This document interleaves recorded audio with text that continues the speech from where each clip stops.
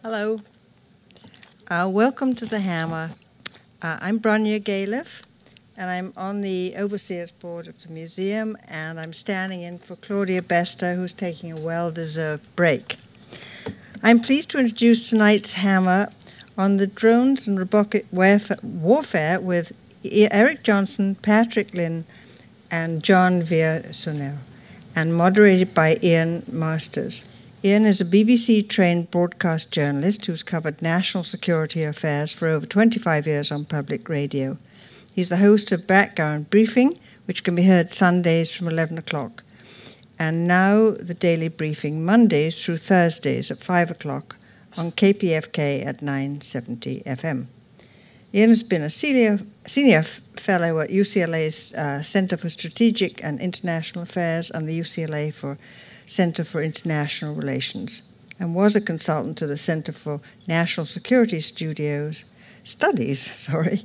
at Los Alamos Laboratory in New Mexico. Please join me in welcoming Ian Masters.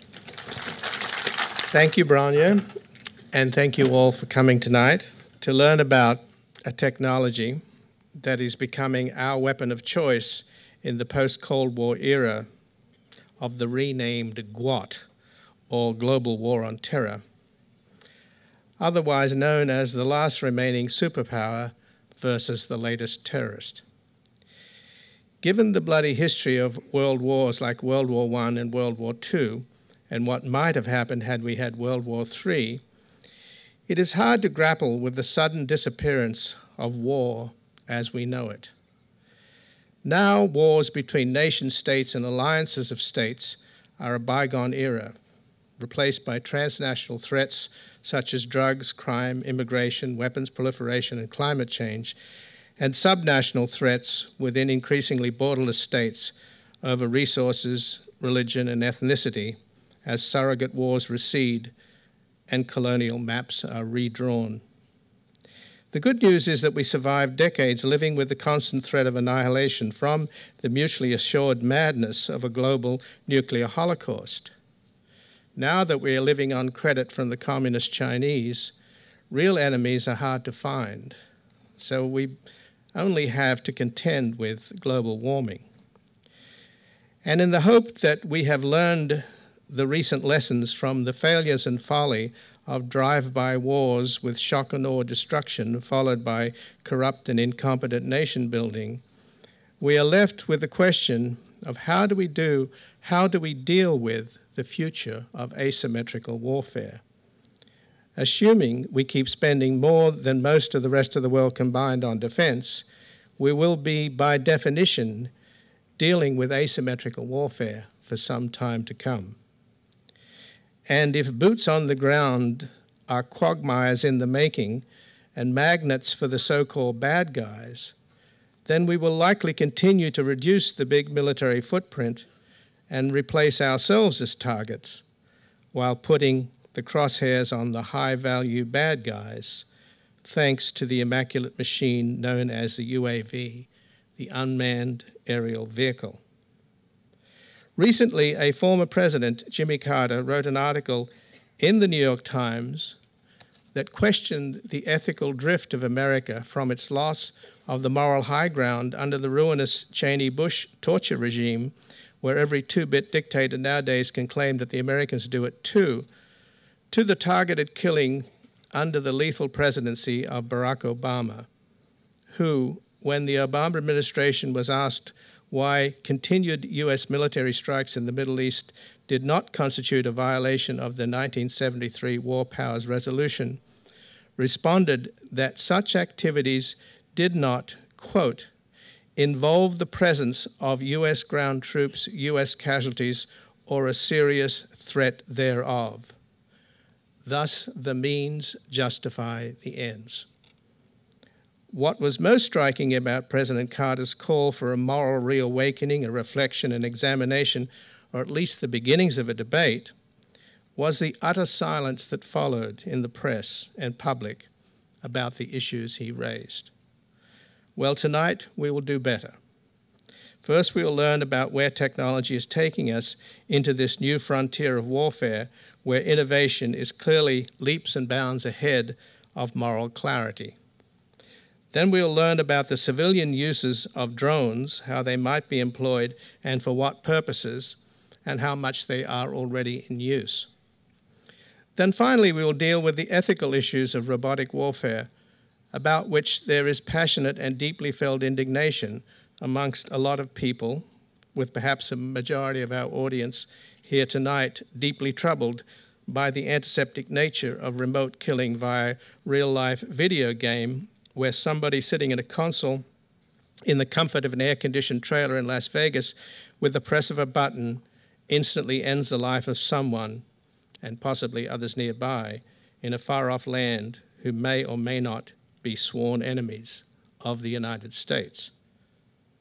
On the other hand, is it more honorable to stick a bayonet in somebody's guts and watch them die?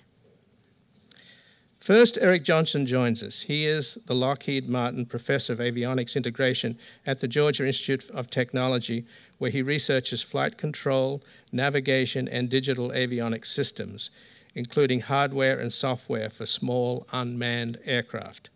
His research also includes the development and operation of several research UAVs, unmanned aerial vehicles, autonomous vehicles, and new configurations. Ladies and gentlemen, Eric Johnson. Good evening. I've been asked to start by saying a few words about where the technology of UAVs and robots in general is taking us in the future. I would like to start this discussion actually in the past. I think that's a good place to start. As you all know, many of you know, I'm sure, the Wright brothers did their most famous flight in 1903, beginning the age of manned aircraft. But what many of you may not know is that the first unmanned aircraft flight, or when that was, you may not know when that was, that took place actually 7 years earlier. It was actually earlier than 1903. In May 1896, this airplane, a steam-powered unmanned airplane, flew for 3/4 of a mile after being launched from a boat on the Potomac River. The aircraft weighed 25 pounds and was built by a team led by Langley just before he became the secretary of the Smithsonian. So that story begins in 1896, and military unmanned aircraft have been utilized in every war the United States has been involved in, going back to World War I, and ground robots since at least World War II. Unmanned aircraft and ground vehicles have been around for a long time. However, two things have definitely changed recently. The first is the dramatic increase in the military use. Thousands of new small systems are being utilized on the ground and in the air by the Army and the Marines. In the Air Force, combat flight hours and the number of pilots being trained are now becoming majority unmanned, notably using the General Atomics MQ-1 Predator and MQ-9 Reaper systems. The key innovation, in my view, from a technology perspective of those systems, is that they send video via satellite from a long-endurance unmanned airplane that carries a very good optical sensor system. From a technology perspective, that's why, in my view, is why they've been successful. The operations that they have enabled have resulted in some of the most high-profile military operations in the last 5 years, also having been armed in the wake of September 11th. Because they are able to effectively follow their possible targets for hours and do so undetected, without placing its operators at risk, these systems constitute a major improvement in the ability to achieve a military objective, clearly, including preventing the loss of innocent lives and collateral damage. Because the attack itself is via satellite is seen via satellite by multiple entities before, during, and after an attack, accountability is enhanced as well. While sadly not making collateral damage a thing of the past, the ability to follow a potential target for hours and strike at the opportune time is such an improvement in this regard that I predict that there are going to be suggestions in future conflicts that the use of fast-moving manned aircraft or cruise missiles for a strike mission without this quality of real-time surveillance would be regarded as a war crime, as has been suggested about the use of precision-guided munitions versus unguided munitions in civilian areas. But back to the technology. I think the average person may actually be surprised at how unsophisticated these systems are today. thanks in part, I think, at least this is my opinion, due to some of the popular entertainment depictions that are out there. If you look at these systems that are in the entertainment, they in many cases look like the systems that are being used in the military, and vice versa, perhaps. I'm not sure which way the causality goes there. However, the typical operational military unmanned aircraft is operated much like a manned aircraft is, just with a pilot or operator in a different place. The small ground robots and aircraft used by the Army and Marines are essentially remotely operated by a human, allowing them to extend their reach and vision. But where is this going in the future? One way to predict this is to maybe take a look at what researchers like me are doing right now. We want to make systems that are safer, more coordinated, more mobile, capable of more autonomy, and able to work better with humans. Improving safety includes research in systems on board aircraft that can sense and avoid obstacles, sense and avoid other aircraft to avoid collisions. In addition, researchers are specifically looking at ways that all aircraft could transmit their location, their current location, and have others use that information to prevent collisions. Seems like a natural thing to do, but many of you may be surprised or maybe even shocked to hear that aircraft normally today only transmit their altitude, if anything. From a military perspective, this is also about minimizing the likelihood of detection and maximizing the survivability of the aircraft if hit through fault tolerance. One of the videos showing there on the lower right shows an aircraft that we worked on at Georgia Tech, flying with half of one wing removed in flight. Coordination includes the use of multiple vehicles to effectively achieve missions where the whole is greater than the sum of the parts. Coordination can have benefits in everything from a search pattern to a strike mission. Mobility includes the ability to get into new places, to get there faster, and to stay longer. A key area of research here is electric propulsion and battery technology, which is making small systems more and more capable. Solar-powered systems, larger ones, are envisioned that could perform high-altitude missions for days and even much longer. The future will vary, on the small side, the future will very likely see military unmanned aircraft and munitions that are capable of doing more indoors and closer to obstacles. We have come a long way by being able to target not just a building, but a single room in a building. I believe in the future we'll be targeting a specific object inside of a room. Autonomy is about the ability of the robotic system to do more on its own. I think that'll be probably a big subject about the technology tonight. The current systems utilized have surprisingly little autonomy and are effectively the same as their manned counterparts in terms of what they can do on their own. The difference being mainly where the operator sits, as I said earlier. But more autonomy can mean many things in terms of where it's put in the system. But where I think the most change is going to happen in the next few years is going to be in the management of onboard systems, navigation, and control in ways that make them easier to operate, more efficient, and safer. There will also likely be more automation in the targeting of weapons with the goal of improving precision, reducing the probability of a miss, and reducing the probability of incorrect targeting. Another major interest today that's relevant is assisting humans by partially automating the task of analyzing all of the information that's being collected by these many surveillance systems. Enabling unmanned systems to work better with human operators is another important area of change in the few years, I'd say. Modern manned aircraft or automobile displays and controls are highly refined and standardized compared to these types of systems. Performance of human-robot team depends heavily on this interface, and so work in this area will continue to be significant. There's a second important change taking place that I think is relevant tonight. Formerly limited to use in war zones and segregated military airspace, many public and civil entities are highly interested in unmanned systems for their own sectors, including relatively near-term applications such as aerial spraying, border security, first responders, and infrastructure inspection. Today, a significant fraction of the rice crop in Japan, I think it's something like a half, is sprayed by unmanned aircraft. Hundreds of these systems are in use there, doing that job. This has been going on for more than 10 years and has been economically viable and safe. This type of commercial use is not allowed here in the United States today at all. Europe, Australia, and Canada are all ahead of us on rules for small unmanned aircraft systems by any measure that I am aware of. In this country, one reason the rules are not perceived as ready is that they aren't, in my view, is that they aren't adequate for existing vehicles either. For example, knowing what level of privacy people have in their homes and the limitations of our existing air traffic control system would be two I would highlight. A little more on privacy.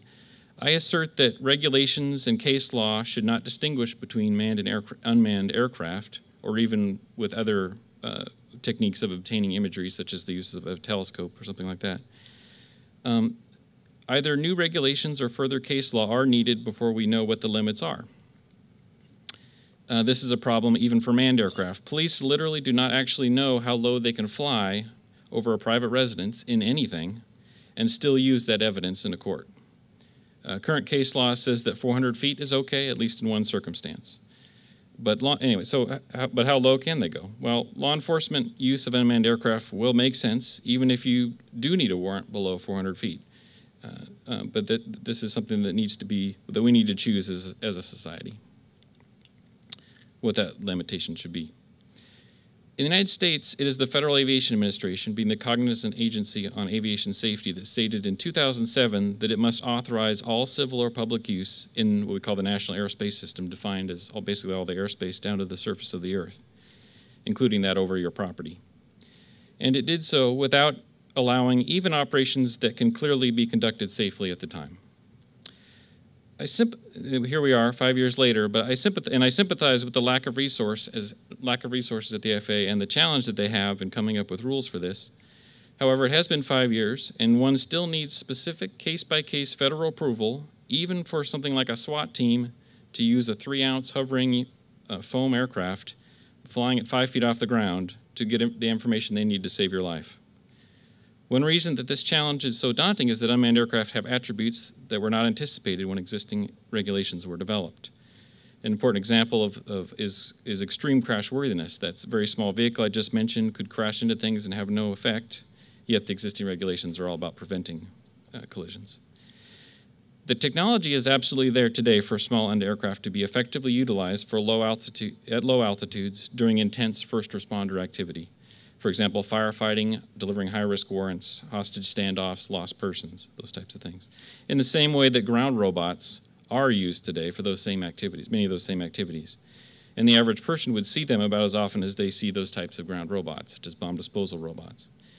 It is highly likely that lives have been lost during the past 5 years that current policies have been in place. This is particularly sad and absurd, given that this is allowed now in the United States for recreational users of model aircraft. It may sound like a joke, but it is literally true in this country that you can look for that lost hiker as long as you're having a good time and not being paid. The adoption of any new technology like this involves excitement about what is possible, fear over what might go wrong, and change in general. It is also best done when we have discussions like the one we're having tonight. The only thing truly strange here is that this new technology has been around since 1896. Thanks. Thank you, Eric. John Villasenor is a senior fellow in governance studies at the Center for Technology Innovation at the Brookings. He's a senior fellow in governance studies and the Center for Technology Innovation at the Brookings Institution and a professor of electrical engineering at UCLA. From 1990 to 1992, he was with the Radar Science and Engineering section of the Jet Propulsion Laboratory in Pasadena, California, where he developed methods for imaging the Earth from space. Ladies and gentlemen, John Villasenor. Hello, everybody. I hope everyone can hear me. So what I'm going to do is, first of all, I think try to not talk for too long because I wouldn't want to hear me drone on for a long time, so I'll be quick, about 10 minutes. And I wanted to give talk about domestic use in the United States of unmanned aerial vehicles, or UAVs. And of course, the press has, much of the press has been about their use overseas, and not inappropriately so. That's an important topic. But there's another important topic as well, which is how are they being used in the United States. And so what I'd like to do is provide some information which will then hopefully set the stage for discussion and questions. And this information is intended to kind of give some background, so we're all sort of starting from the same place in terms of what the underlying facts are about rolling out UAVs here in the United States. So I wanted to start with some basics. First of all, unmanned doesn't mean necessarily that there's no human pilot. As the previous speaker mentioned, most UAVs today are flown by a pilot who simply happens to not be sitting inside the airplane. How big is the industry? Really one of the top groups that studies these things is called the Teal Group. They're based out of Virginia, I believe. They've estimated the U.S. market at over $4 billion in 2011, and that annual global expenditures will grow from about $6 billion to about $11 billion annually over the next 10 years. According to AUVSI, which is the Association for Unmanned Vehicle Systems International, it's the main group, industry group for these UAVs and unmanned vehicles generally. There are about 700 manufacturers globally, over 200 in the U.S. And as is widely known from the popular press, the U.S. military has thousands of unmanned systems and has spent quite a lot of money on unmanned systems in the last 10 years. So what happens in the U.S.? How often are these used? Domestically, their use has been quite limited, but as many of you who follow this are probably aware, that is changing. And in February of this year, so just a few months ago, President Obama signed an FAA bill, an FAA funding bill, into law. And it's a big, long piece of legislation, like many legislative actions are, but in particular, that it contains a section that provides for the integration of UAVs into U.S. airspace over approximately the next 3 years. So I'm going to briefly talk about what that provides, because without that, it's hard to sort of talk about what the issues are. So first of all, the new law distinguishes between what are called in the law public versus civil unmanned aircraft. And public are those operated by public agencies, police agencies, local, state, federal law enforcement type agencies. And civil refers to UAVs operated by non-government entities such as, for example, a private company. And there are different rules and a different schedule for how these two aircraft are going to be integrated into the airspace. For public aircraft, so again, think law enforcement agencies and fire departments and the like, as of May, so just as of a couple of months ago, public agencies have had the ability to obtain expedited licensing for UAVs that are operated under certain constraints. And the constraints, there's a longer list than I've shown here, but for example, they have to be operated within line of sight of the operator, less than 400 feet above the ground during daylight, there's a maximum weight limitation, and so on. And then the law goes on to provide that by the end of 2015, the operational and certification requirements for these will be developed under this law. So that's public unmanned aircraft. So subject to these conditions here, they're available for expedited licensing. Civil unmanned aircraft, November this year is the deadline for the FAA to develop a plan to safely accelerate their integration into the National Airspace System, and that plan, which they're supposed to release by November of this year, should provide for that safe integration by no later than September 30th, 2015.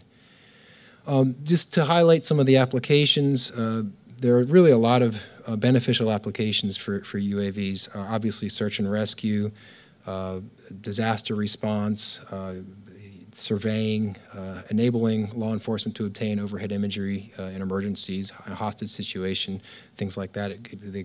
There are plenty of police departments in this country that don't have and can't afford to operate a manned helicopter, which is obviously very expensive, but that can easily afford to operate a small unmanned aerial vehicle. Traffic monitoring, and then there's all sorts of applications you might not even think of until someone tells you. I mean, I would never have thought of this, but someone had mentioned to me that some people have thought about using UAVs to, if someone suspects that, for example, at a large slaughterhouse, that animals are being held in terrible conditions, by obtaining overhead imagery of that facility, you might be able to show that perhaps some laws weren't being followed. So that's the kind of thing that you wouldn't think of, but then someone mentions it, so you think, gosh, there's a lot of applications for these things. Integration challenges, what are the challenges? Well, there's really three, at least critical ones, and probably more, but three that most of us have been looking at. One is airspace safety, the second is privacy, and the third is national security. I'll very briefly talk about each of those.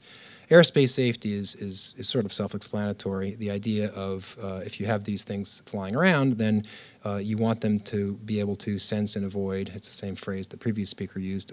So we don't have collisions with other aircraft, manned or otherwise, or objects on tall objects and things like that. There's also the need to ensure proper certification for the people who are going to be operating these things. And there's also this very enormous change.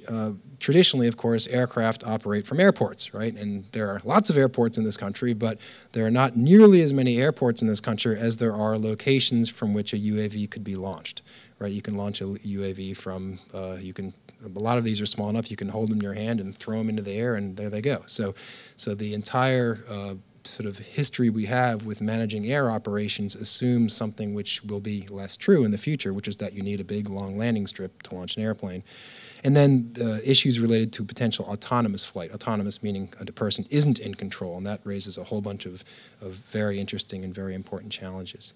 Privacy is a topic on which we could have a whole forum just on that, and we wouldn't even get near the end. But I'll just mention a couple of data points. The specific issue of privacy with respect to UAV operations has not been considered by the Supreme Court, not surprisingly. It hasn't happened. But there are some highly relevant Supreme Court decisions that relate to observations from manned aircraft and also to observations of a home, in this case from the ground, using advanced imaging technology. I'll briefly mention one of these cases. California versus Ciarollo. This is 1986. So what happened is in September 1982, police received an anonymous tip that marijuana was being grown in a backyard. They drove by the house. They tried to look into the backyard, but they couldn't. There was a fence there. They couldn't see over it. So then they procured a small private airplane, and they flew over the house at 1,000 feet above, and they looked down from that altitude and saw what appeared to the officers to be marijuana plants without a warrant. Based on that information, then they obtained a search warrant and then seized the plants. And the owner, the person who was arrested, challenged that, said that was a violation of the Fourth Amendment. That was an unreasonable search. It went all the way up to the Supreme Court, and the Supreme Court ended up ruling that the air observations were not a Fourth Amendment violation. And to quote from the ruling, the Supreme Court wrote, among other things, that the observations took place within public navigable airspace in a physically non-intrusive manner. And they said that any member of the public flying in this airspace who cared to glance down could have seen everything that the officers observed.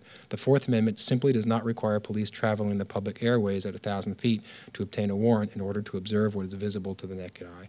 So the issue this raises, the question that raises is, well, if current case law is that if you're legally operating in public navigable airspace, then anything you can see is not a violation of the Fourth Amendment. The question is, will that be sufficiently protective in a world where we have lots of UAVs? And there are many people, and I count myself among them, who think that is probably not going to be sufficiently protective.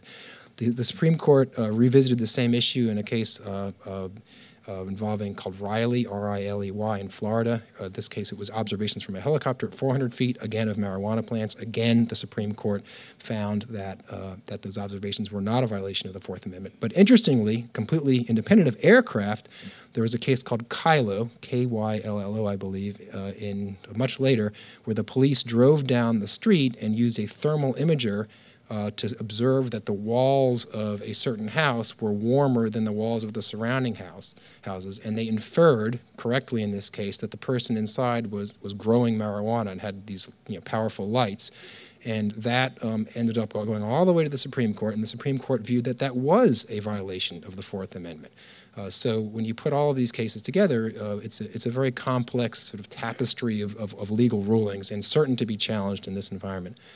The final comment, or the next to final comment I'll have, is national security. UAVs obviously aren't stopped by all of the things that we put in place to prevent people from going where they shouldn't go, right? Fences, gates, walls, and so on. And so among our other challenges is we obviously want to make sure that they don't fall into the wrong hands and get used in ways to detrimental to U.S. interests. So the upshot is that UAVs really are the next revolution in aviation. They're going to have a profound impact. The overwhelming majority of applications of UAVs are positive, and really a good example is airplanes, manned aircraft, like we've all been familiar with all of our lives. There are obviously manned aircraft can be used to do very bad things, but obviously many very good things as well. And in conclusion, as with any technology, UAVs can be misused, and we need to obviously put in place the proper framework to minimize the probability of that occurring. So thank you, and I'll look forward to your questions. Thank you, John.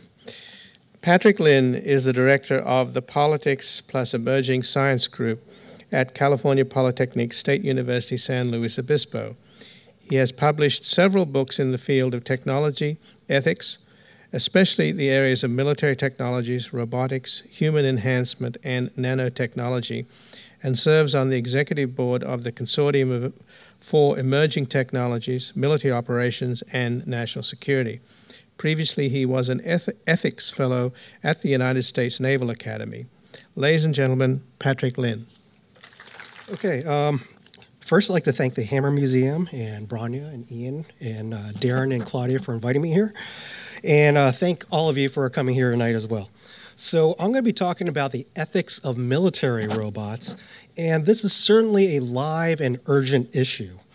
In Esquire magazine, in their most latest issue, they published what might be the most scathing critique of President Obama's responsibility in the drone wars that I have ever seen. And these criticisms are reaching a fever pitch in other high-profile medias too. So, for instance, the New York Times earlier this week on Sunday published something about the moral hazards of the drone wars. So, in my talk tonight, I'm going to be talking about what I see as the most urgent ethical and policy challenges related to the drone wars. Now, thank you. Now, I had actually prepared a bunch of slides here to build the case for military robots, and I think there is a good case here. And there's also a good case to be made for why we should want these robots to be autonomous. And I was going to talk about the kinds of jobs that robots do today, as well as what they would do tomorrow. And specifically, one of the things that autonomous robots would do in the future is that, well, they could act more ethically on the battlefield than human soldiers can. I mean, frankly, it's not a very high bar. And the U.S. Army agrees, too, by the way. In their 2006-2008 surveys, mental health surveys in Iraq, they found that less than half of soldiers and Marines believe that non-combatants should be treated with respect and dignity. Well over a third believe that torture should be allowed to save the life of a fellow team member. Less than half of soldiers and Marines would report a team member for unethical behavior. So these are troubling facts, and autonomous robots promise to bring not only the benefits you heard of before, but potentially ethical benefits. But I'm actually not going to talk about those today in the interest of time, but we could certainly return to those towards the end if we would like. So instead, I want to cut straight to the main event, which is about what I see as the key ethical and policy challenges facing military robots. Now, these aren't about robots gone wild, though they have before and have killed people. And these aren't about robots that make attack decisions on their own to kill people, though we have those. We have fully autonomous robots on the borders of Israel and South Korea that could kill human beings without a human triggerman. So these are more technical issues, but I'm going to be talking more about ethical and policy issues. So this is a human problem related to their use of drones. And the first issue is related to how we're using drones in what's called targeted strikes, or sometimes they're referred to targeted killings or precision strikes or surgical strikes. So what happens is that the military and or CIA compile a hit list of high-value targets, and then they send in predators or reapers armed with Hellfire missiles to take down these targets. So the problem I want to look at here is whether these targeted strikes count as assassinations. What's the difference? Why should we care? So traditionally in uniformed war, we don't single out individuals by name. But of course, when we're fighting terrorists who don't wear uniforms, this might not be entirely unreasonable. Nonetheless, international humanitarian law, or the laws of war, and U.S. law prohibit assassinations. This is what I have up here is Executive Order 12333, signed by President Reagan. No person employed by acting on behalf of the U.S. government shall engage in or conspire to engage in assassinations. Assassinations are illegal under U.S. law. Presidents Carter and Ford had signed similar executive orders before. The problem here is that assassination is not clearly defined. It was not clearly defined in those orders, and we still don't know with certainty what counts as assassinations. Usually, assassination means killing a political leader as opposed to a military leader. So someone like Senator Bobby Kennedy or Martin Luther King Jr. The problem is today, so many of our military leaders are also political leaders, such as President Obama. He's the commander-in-chief of the military. Castro, Gaddafi, Hussein, even Osama bin Laden, and many of the suspected terrorists that we're attacking could also be tribal leaders.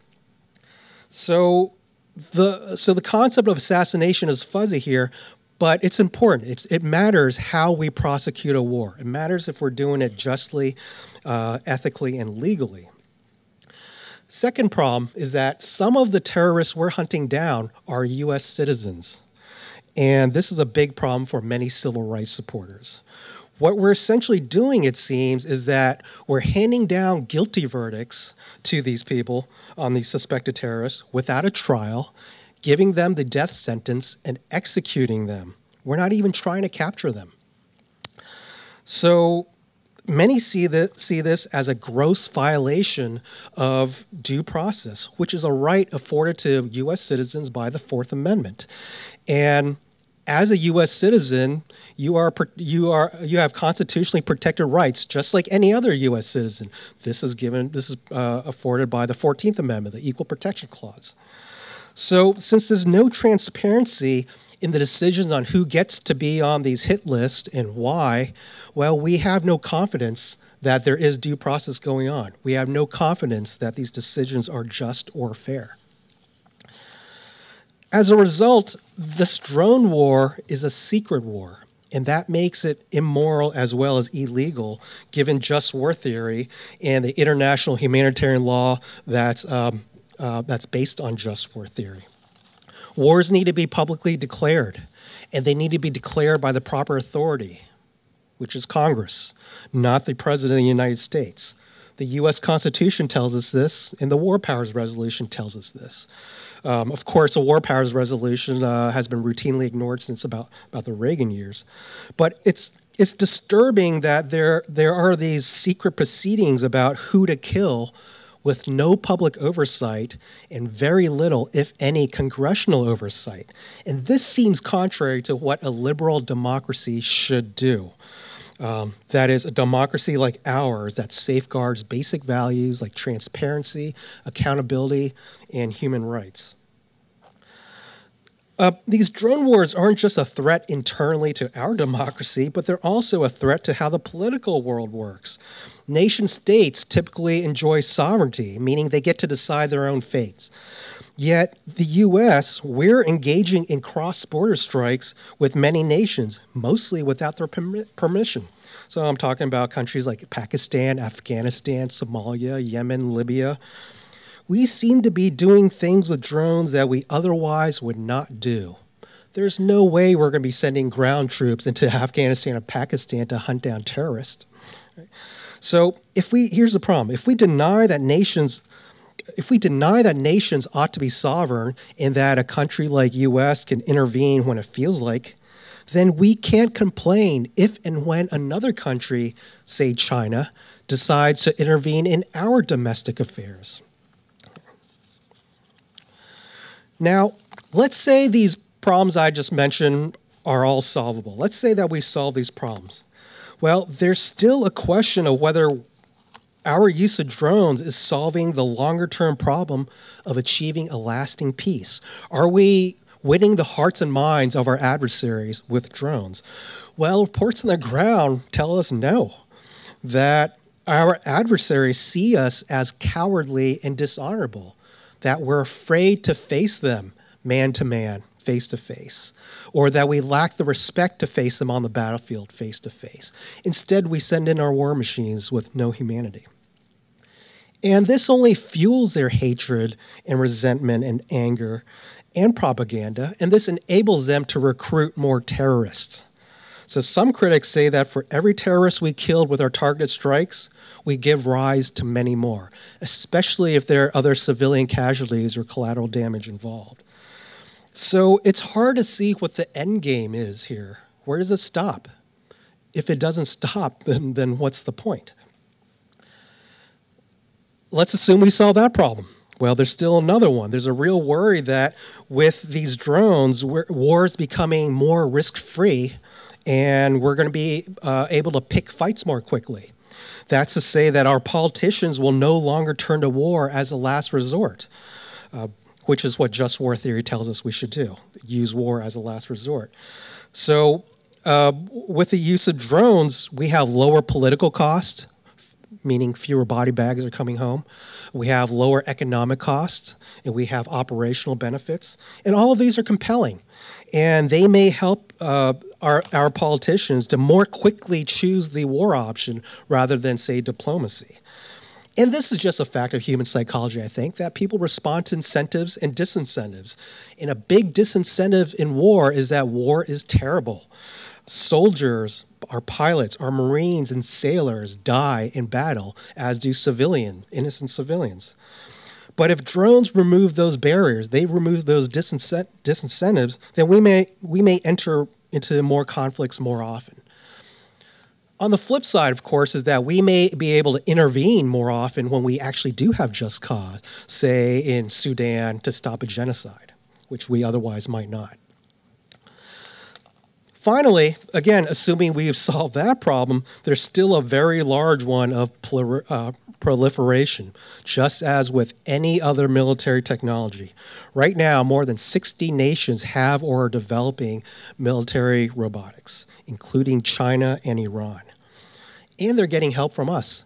Earlier this month, in the big headline in the LA Times, the headline said, "Drone makers urge U.S. to let them sell more overseas." These are arms dealers selling game-changing technologies, and business is booming. So we hear mostly about the U.S. use of drones, but Israel and NATO use a lot of drones too, and our adversaries will too, especially if they keep hacking into them and capturing them to reverse engineer those technologies. So we will be the ones fighting the same war machines we've helped to create at some point, maybe even in our own country, on our own soil or skies. And we will be the ones crying out for arms control and treaties, just as we did with nuclear weapons. And as with nuclear weapons, the world seems to be a much more dangerous and darker place with these military innovations, with these military innovations in them. And there are other challenges we can talk about here. They're more distant and they're broader concerns. Now, it could be that all these challenges that I mentioned are solvable. I presented these challenges critically, but it could be that many of them could be reasonably defended in debate. But the problem here is that they're not solved yet. But at the same time, our use of drones is increasing.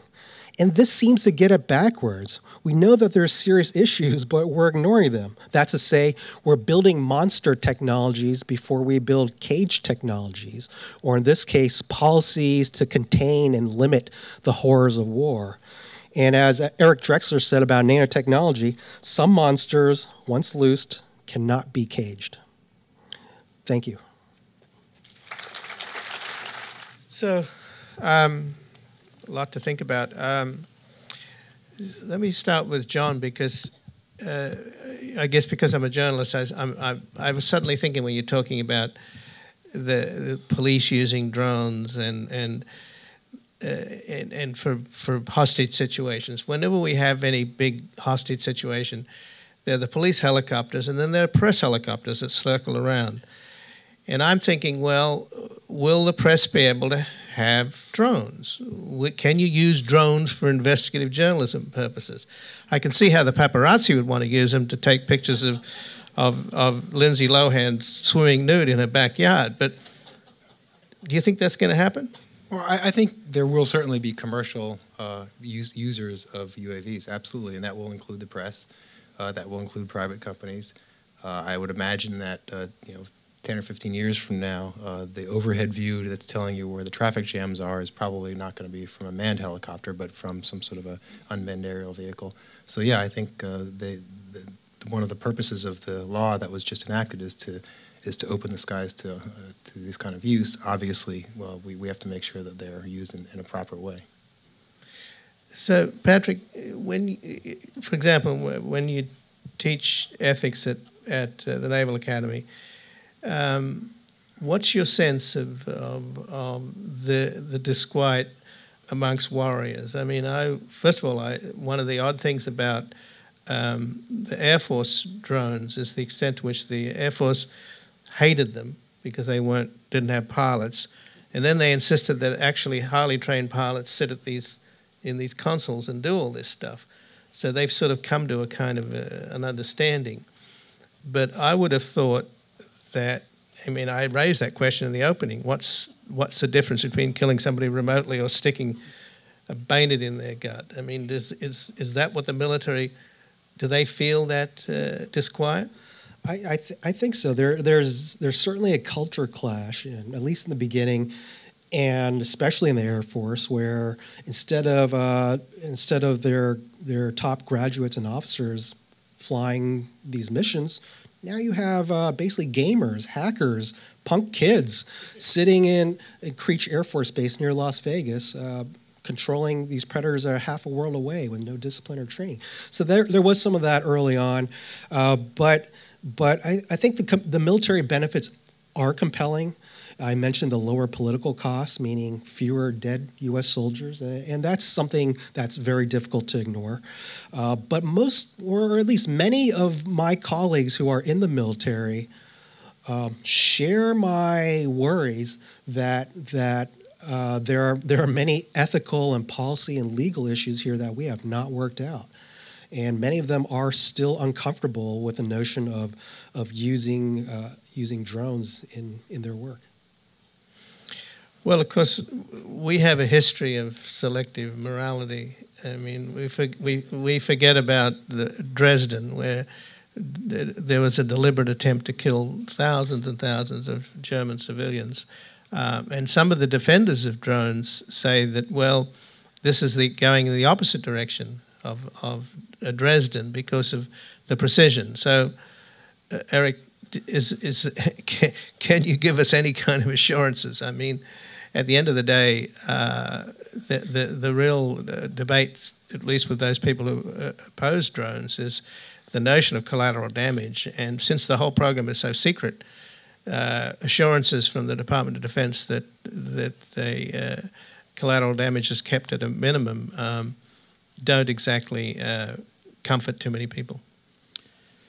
Well, I think, as John said, any technology can be used for good or it can be used for good or for evil. But I think one of the things that I think are very important to recognize about unmanned systems, and one of the reasons I enjoy working on them is it is about providing, one of the most important missions is about providing information to decision makers, information to the military person who is actually performing a mission. And with more information, you tend to do a better job. You tend to have less collateral damage. You tend to have more accountability. Despite the issue you raised, I think in general you're going to end up with more accountability versus without them. But what do we know about the way that? I mean, how do you get on the target list? I mean. Isn't that a different department from? We could be on the target list when we wouldn't know it. Uh-huh. Well, it seems to me that's critical now. If I may, I mean, I think, but one of the things I would say about that is this target list, such as it may be, whether you have an unmanned system or not, that list is going to exist. I mean, there's always, you mentioned the bayonet in the back. There could be a special force, an operative coming after you with a knife, or it could be an unmanned system. But the list is still there. It's an ethical issue, either way. Well, the one use of drones, which seemed to be humanitarian. I spoke with a woman the other day who had gone into Syria, risking her own life. She's a monitor for Amnesty International, and she documented the Syrian army's sweep through 23 villages, murdering everything in their path. I mentioned that my understanding is that the United States is using drones to document war crimes. And she said, yes, that indeed they are, and that they also use them in Sierra Leone and other places. So I suppose on the plus side of the ledger, at least you have that it has, but I imagine it pales with the comparison to the military use. Right. I mean, there are, like I said, there are good reasons why we would want military robotics. One of them is that they're objective observers in war, and terrible things happen in war. War crimes happen in war. John mentioned the scenario where you have a commercial drone flying over a slaughterhouse, which has happened, and they have pictures of rivers of blood, and a private citizen with a drone captured this image, and we're seeing similar things going on the battlefield as well. So you're right. I mean, it's the challenges I mentioned, I don't think are deal breakers. They shouldn't end the conversation on should we be using military drones. I mean, again, there are compelling benefits, but some of the ways we're using drones, I think we would not be doing if it weren't for the special advantages that drones afford us. Can I just make a quick?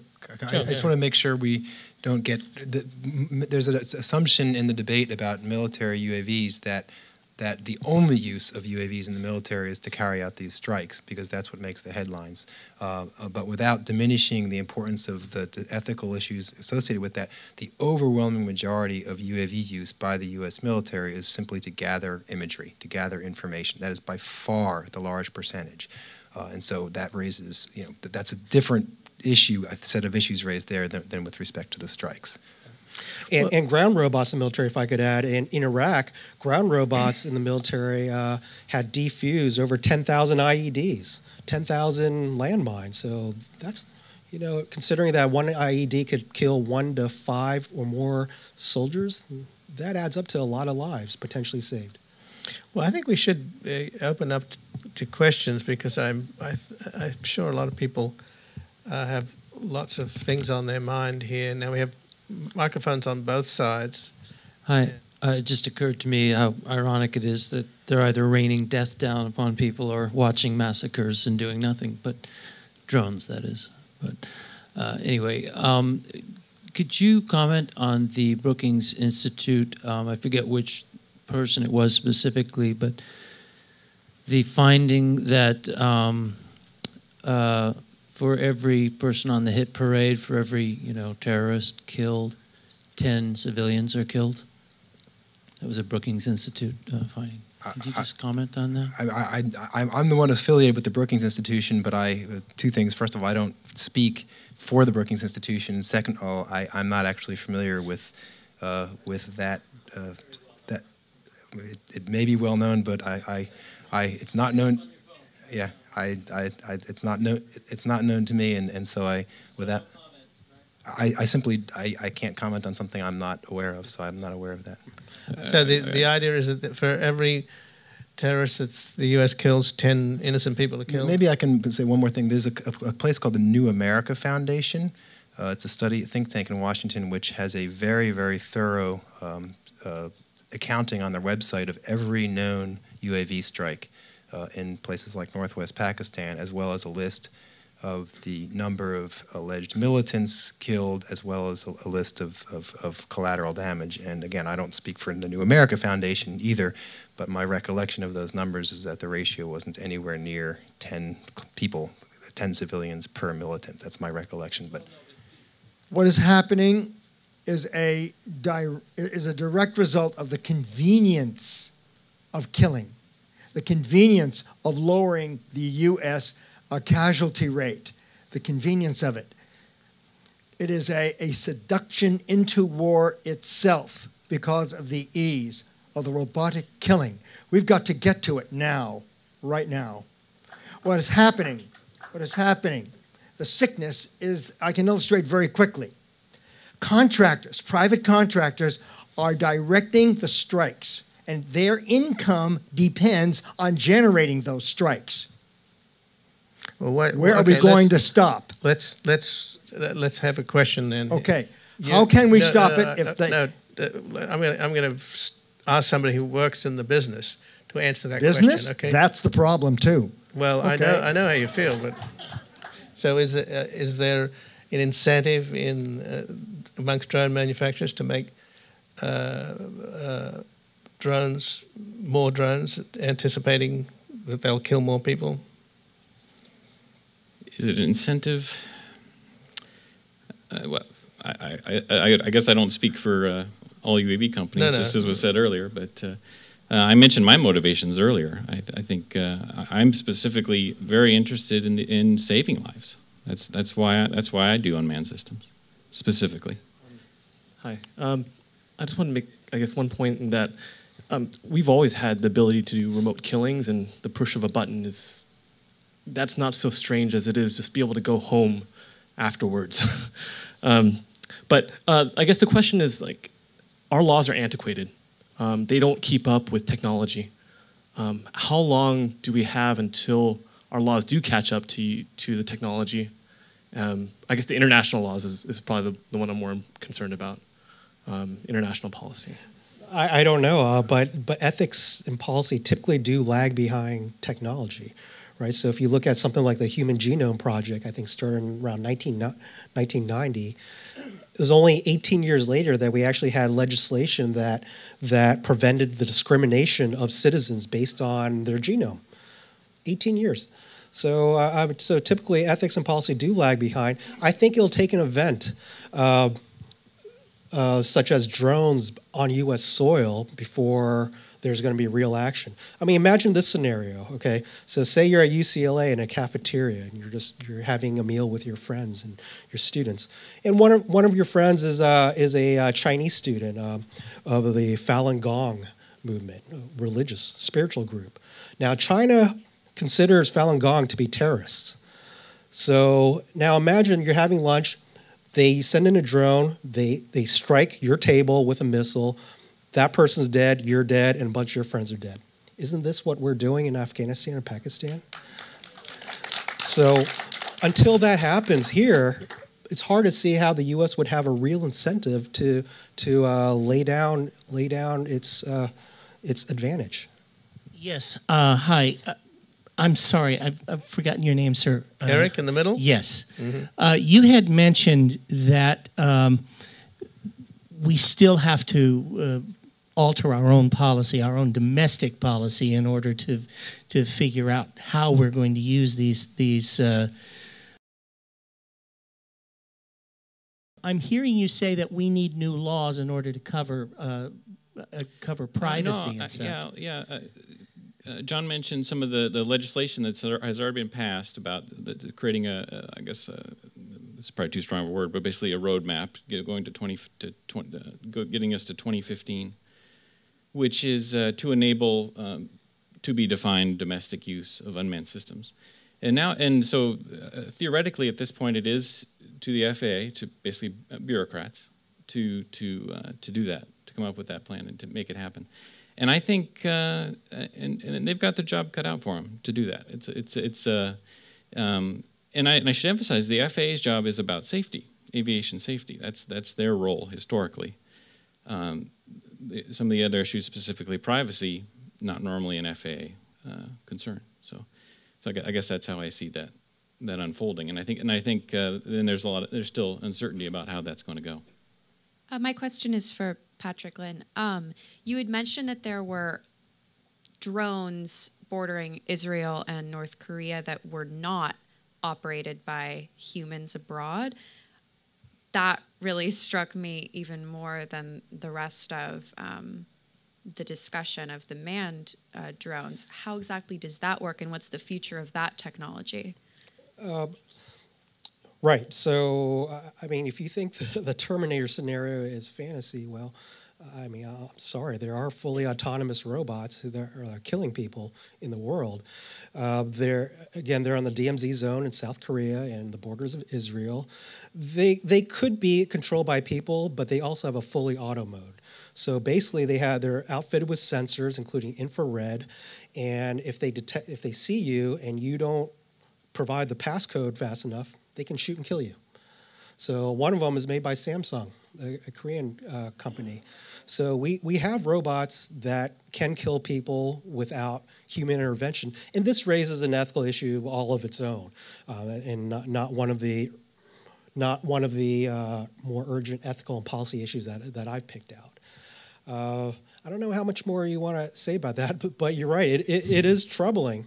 It is startling when you first hear about that. We also have fully autonomous robots on our battleships. It's called the CWIS, Close-In Weapon System. The Army has a fully autonomous robot also. They're typically used as a last line of defense. So on a battleship, when, say, the lights out late at night, the CWIS system could detect inbound missiles, for instance, identify them, and make the decision to shoot down these missiles. Of course, one of these missiles could be a friendly, maybe commercial, civilian, vehicle, and that's another problem. But we do have robots that can make attack decisions on their own. When you say we, are those owned by the United States then, and only the United States? No, yes, the United States, but not only the United States. I believe we got one of our first unmanned vehicles from the Israelis. So there's a lot of work going on, not just in the U.S. but in other countries too. UK makes a lot of drones. This question is for Mr. Johnson. Do you see commercial use for drones in the future, where everyone could perhaps own one? Well, you can buy one from Sharper Image or one of these catalogs right now. I mentioned earlier that in my opening remarks that as long as you're having a good time and not getting paid, that's allowed by the FAA, and they cost a few $100s to do that. Now I don't want to just to bound that discussion a little bit. These are systems with very little capability. If the wind comes up, or it's at night, or any number of things, it's maybe not a significant capability. But it certainly is there now. And then as far as in the future, what about maybe a more capable UAV? Let's say you did have a larger bank account, maybe you could do that, or some of these civilian applications. I think we're going to have to see how the rules evolve, because I definitely think it's important that among other things, that aviation safety is maintained. That is. We don't have undue accidents involving property on the ground, people on the ground, or other manned aircraft. So the rules need to be in place, and the proper operator certification, proficiency to operate them for reasonable purposes. Just add really quickly that there might be the impression that the FAA thinks that if you're just having fun, you can do anything you want, and it's not quite as simple as that. In the legislation, there is a hobbyist carve-out, but even the hobbyists have to follow the safety programming of a national organization, and the safety programming is usually prohibits things like operating it over people. So there are some restrictions. You should not go out to Sharper Image and fly it in your neighbor's backyard to see what they're doing. That's a bad idea. I have two questions. First, I would like to know, is this technology being used by companies such as Google or other mapping companies? And secondly, where the U.S. has been using it in warfare, do we know what percentage has worked without collateral damage? Do we have any of those statistics? Well, as John points out, there are many types of autonomous robots, and Google's certainly pioneering the use of the autonomous car. I'm assuming you're referring to UAVs, unmanned aerial vehicles. Right. I have no knowledge that Google is involved with anything like that. But as John also mentioned, New America Foundation has a good website about collateral damage, meaning the unintended deaths of non-combatants. And I believe, from recollection, the rate is about 20%, though I've seen some estimates put it higher at 80% or more. And again, it depends on the source. It depends on who you believe. But there is some evidence to suggest that with UAVs, our strikes are more targeted, and there seems to be less collateral damage than, say, if a fighter pilot or a bomber pilot from 30,000 feet up dropped a bomb. There would be much more collateral damage there. One of the issues with collateral damage is that the people controlling our Predators and Reapers are operating near Las Vegas or Langley, Virginia, and there's about a 1.5 second delay time from the signal transmission, from the time they pull a trigger till the time the Hellfire missile goes down. 1.5 seconds is pretty big. The target could move away. A child could move into the scene, and that's where you get a lot of that collateral damage. I have two questions. My first question is, are the aircraft that spray chemtrails manned or are they UAVs? And my second question is, if it is between the operator and the UAV, a satellite, is this also going to mean an increase in satellites on space? I guess I could probably take I think you mentioned aerial spraying, I think, in your first question. I believe that was what it was about. I think so. Yeah, and I could say a little bit about that. It's actually very common in Japan and some other, like Korea, for example, to do aerial spraying from small unmanned helicopters. I mentioned in my opening remarks that's it's not legal in the United States. It's not allowed for that kind of civilian use at this time. I am not talking about spraying rice. I'm talking about the chemtrails that you see every day above LA and all other American cities. You're talking about chemtrails. Contrails. This is a conspiracy theory called chemtrails. chemtrails. Okay, I don't know about that. The government is spraying stuff that makes people stupid, I think. Right. The assertion is that we don't know the collateral damage rate, and that's right. I certainly don't know it, and various sources report different numbers. I don't know. I'm not a military historian, so I can't comment on whether it's true that collateral damage rates are going down. I mean, it seems that World War II, as a total war, was an unjust war, at least towards the end. 50 million casualties. I mean, 50 million civilian casualties. Firebombing of entire cities, atomic bombs. Those are indiscriminate weapons, and hopefully we learn from that, and we're now favoring targeted strikes. But as I pointed out, there are some issues with targeted strikes. Depleted uranium it's a very efficient way to get rid of a heavy metal with armor penetrating capability. You just fire that from every weapon system you have, or many weapon systems, and you have a town like Fallujah completely contaminated with depleted uranium and higher incidence of birth defects and so on. So the question of who is a civilian casualty and when, like a 10-year-old child who develops leukemia in their 40s, is all of this is sort of changing the formula. And even though there are differences in the positions you're taking on this panel, when I hear the statement that information is good, and I hear you say also, yes, there is a question. I have a point here. It's a philosophical point about information and about automation, because I feel you're all being extremely positivist about this. So I'd like to say something that cuts against that, and ask you to take that up and consider it an answer. Okay?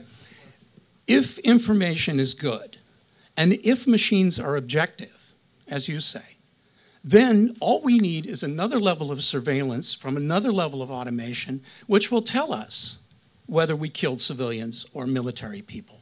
But the fact of the matter is, that somebody, maybe a humanitarian wearing boots on the ground, has to go in and interview the people in the village, get the accounts, find out about the kinship system, find out why people were at the wedding, etc. Right? Yeah. So at what level is the machine going to give us this utopian new war configuration? Okay, that's the through question. Through information, or through objectivity? At what level does the machine give us this utopian? That's the distillation that I can... I'm sorry, I honestly don't understand the question. I do agree that there are serious unintended environmental effects, and I do agree that that there's a blurry line between a non-combatant and a combatant, or a civilian and military. and that factors into how we calculate the collateral damage rates. I agree. These are serious problems. Now, I think you were suggesting that if information is good and automated warfare is good, then at what point, what are we reaching at? Well, I understand that, you know, people don't like, war is not a good thing. I mean, who the hell's defending war here? We're trying to learn a little bit about a complicated situation. If you just want to say that war is bad and these guys are warmongers because they don't entirely agree with you, that's absurd. In terms of the 7 deadly, were they sins? They weren't sins. They were challenges. Challenges, excuse me. From a legislative point of view and a regulatory point of view, which ones would you take first? What do you think the critical issues are going to be in terms of, you know, where people are going to disagree, Democrat, Republican, however you want to cut that? You know, what kind of guidance and thinking have the 4 of you, had in that area? Since I don't want to just play a numbers game with unreliable data and spend the rest of the evening, you know, talking that way, I want to see what can we do about this. Right. Okay. Well, let's see. The first challenge I laid out was the fuzziness between an assassination and target killing. I think that's a problem. I don't foresee any legislation or regulation around that because some policymakers might want to deliberately have a fuzzy line, so we don't know when we're treading on illegal ground. The second one, I think, was about erosion of due process. Now, that's something I think that can be regulated and legislated, and this is something that ultimately may work itself out in the courts. Whether or not there is due process in formulating these hit lists, especially if a U.S. citizen is a suspected terrorist. These other issues I mentioned don't lend themselves to regulation, such as winning the hearts and minds of our adversaries. I don't know what legislation would look like with that regard. Also, I'm not sure what legislation would look like when we talk about lowering the barriers to war. But you're right. I mean, some of the challenges I mentioned could be affected by legislation. Maybe the first few, but certainly not all of them. The most important one is probably due process. Some critics charge that we're grossly violating basic human rights or at least basic rights that Americans have, constitutional rights. And there's a threat to democracy in that our operations of drones in war seems to be very secretive, and we don't know what's going on behind those doors. We don't know who gets on the list or why. We don't know if there's due process, no public oversight. This is a threat to democracy. Thank you. I'd like to direct a question more to the public side of UAVs. And the reason being is the military side of it is going to take quite a bit of sorting out, but we've got a little bit of a head start on the civil and public side of it. So my question is the FAA is just a regulatory safety, let's say safety net, and I'm assuming that they're going to figure that out. But the real question is the intrusion in privacy that can be afforded by UAVs in a public space, public airwaves, public air rather. And so I'd like to hear from all of you, because you all have different perspectives on this, and see if we can get an understanding of that. Well, I'll just briefly say, I'm on record saying that I don't necessarily believe that the current framework regarding observations from above is sufficiently protective. Now, it's one thing to say that, and it's quite another to say, well, what should that be? It's hard. I also don't believe it's appropriate. Some people have called for literally an outright ban of UAVs in the United States, and I frankly think that's an extreme overreaction. I also think it's important to consider the drone or the UAV privacy issue in the broader context of privacy generally.